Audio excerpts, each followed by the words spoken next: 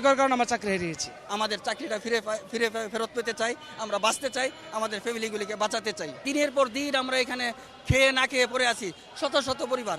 আমরা তো বাঁচতে চাই, আমাদের ফ্যামিলি আছে। পুলিশ হেডকোয়ার্টার আমাদেরকে আশ্বাস দিয়েছে, বলছে যে তোমরা 80 থেকে 90% বহাল হয়ে যাচ্ছ।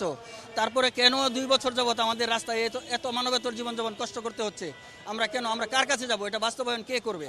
তারা স্বীকার করেছে, প্রতিবেদন দিয়েছে। প্রতিবেদন তো বহালের প্রক্রিয়া নয়, তারা বহাল করবে।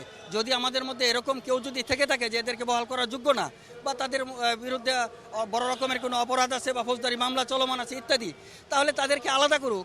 আলাদা করে আমাদের 80 থেকে 90% যারা আছে তাদেরকে তো এতদিনে নিয়ে নেওয়ার কথা, নিয়ে নিতে পারত। যদি সুপারিশটাই তাদের মুখ্য হয়ে থাকে, তাহলে সুপারিশের বাইরেও তো তারা কাজ করেছে। তারা বলা হয়েছে 2 রায়ের বহাল করবে, পরে 1 রায় নিছে, রায়ের বাইরে তামাদিদেরকেও নিছে, অনেকেই নিছে। তাহলে আমরা কি অন্যায় করলাম? আমাদেরকে কেন নিচ্ছে না? আমরা যাবো কোথায়? আমরা কার কাছে দাঁড়াবো? আমি ভরসা রাখি হিরন স্মার্ট ওয়াটার পিউরিফায়ারে। আমরা এই যে দিনের পর দিন আমরা এখানে খেয়ে না খেয়ে পড়ে আছি, শত শত পরিবার। আমরা তো বাঁচতে চাই, আমাদের ফ্যামিলি আছে। আমরা তাদের কাছে আমরা কি নিয়ে ফিরে যাব?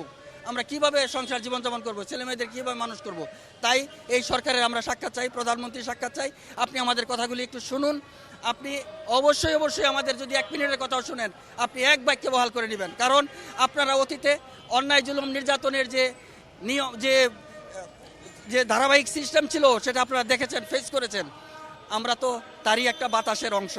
আমাদের তো আর কথা বলার কোনো সুযোগ ছিল না।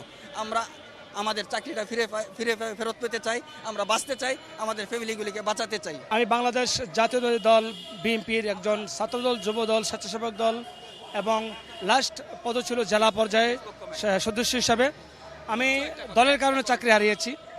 মূলত বাংলাদেশ জাতীয়তাবাদী দল বিএনপি করার কারণে আমার 2 বার ভেরিফিকেশন যায়। বাংলাদেশ পুলিশের আইজিপি শহীদুল হক স্যারের গানম্যান হিসাবে আমি সিভি জমা দিয়েছিলাম। পরে গিয়ে যখন আমার দেখছে যে আমি বিএনপি করি, সেই কারণে আমার খুব হ্যারাসমেন্ট করা হয়। নিয়োগপত্র দেখিয়ে আমাকে চাকরি বহিষ্কার করা হয়। বিএনপি করার কারণে আমার চাকরি হারিয়েছি। আমার চাকরি মূলত গেছে, আমি 71 টিভির টক শো অনুষ্ঠানে একটা কমেন্ট করেছিলাম। আমার কমেন্টটা ছিল যে আমরা যারা ডিএমপিতে কর্মরত আছি, দৈনিক 18 থেকে 20 ঘন্টা ডিউটি করতে হয়। অধিক ডিউটির কারণে মানসিক সমস্যার প্রবণতা দিন দিন বৃদ্ধি পাচ্ছে। আমাদের সম্মানিত ঊর্ধ্বতন স্যারদের এ বিষয়ে নেক দৃষ্টি কামনা করছি। জাস্ট এতটুকু কমেন্ট করেছি, যে কমেন্টের প্রেক্ষিতে আমার চাকরি চলে যায়, চাকরিচ্যুত করে। তো চাকরিচ্যুত হওয়ার পর একজনের জীবন যে কতটা কষ্টকর সেটা বলে বুঝাইতে পারবো না।